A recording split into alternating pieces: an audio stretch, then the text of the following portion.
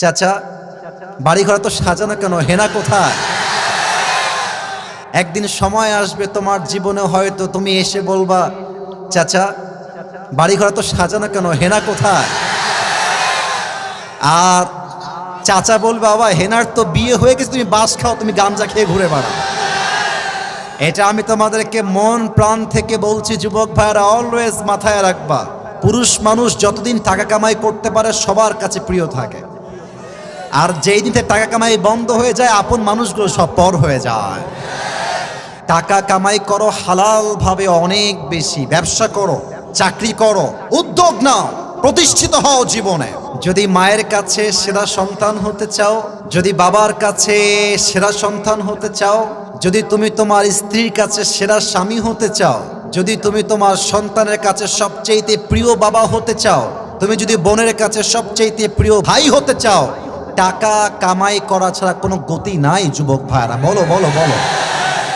जब जेब में पैसा होता है तो पराये भी अपने हो जाते हैं, और जब जेब में पैसा नहीं होता तो अपने भी पराये हो जाते हैं।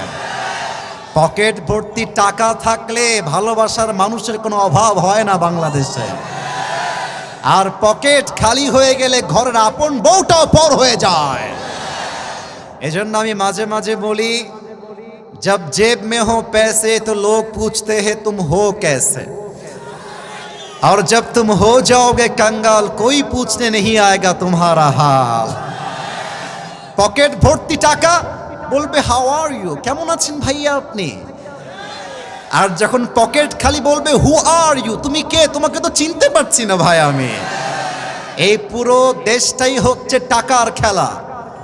এই টাকার জন্য হাজার হাজার যুবক তার পছন্দের মেয়েকে বাংলাদেশে বিয়ে করতে পারে না, এবং এই টাকার জন্য আমি মেয়েদেরকে অসম্মান করে কথা বলছি না, সব মেয়েকে আমি আসিফ এক পাল্লায় মাপি না।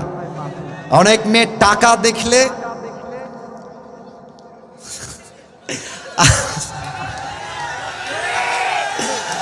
টাকা দেখলে আর সরকারি চাকরি দেখলে টাকলার সঙ্গ বিয়ের পিড়িতে বসে যায় না, এমন মেয়ে তো বাংলাদেশে নাই।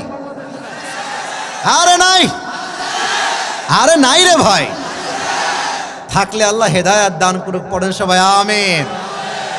এজন্য আমি বলি, পকেট শূন্য থাকা অবস্থায় যে আমাকে হালাল ভাবে বিয়ে করতে চাইবে সেই তো আমার ভালোবাসা পাওয়ার যোগ্যতা রাখে, আর যে আমাকে প্রতিষ্ঠিত হওয়ার পরে চাইবে, বুঝতে হবে সে আমাকে ভালোবাসে নাই, সে আমার অবস্থানকে ভালোবেসেছে। আল্লাহ যুবক ভাইদেরকে হালাল ভাবে বেশি বেশি ইনকাম করার তৌফিক দান করুক, পড়েন সবাই আমিন।